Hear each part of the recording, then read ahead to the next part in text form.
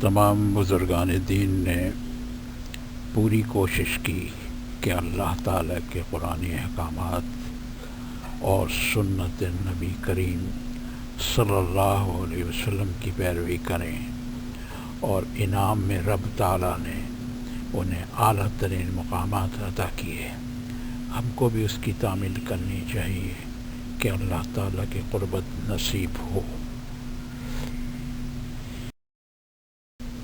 متفق علیہ حدیث۔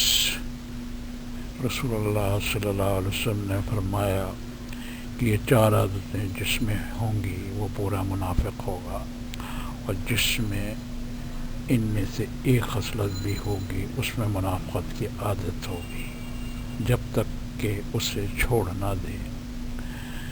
1 امانت میں خیانت کرے، 2 بات کرے تو جھوٹ بولے، 3 وعدہ کرے تو اس کے خلاف کرے، جھگڑے تو گالی گلوچ تک جا پہنچے۔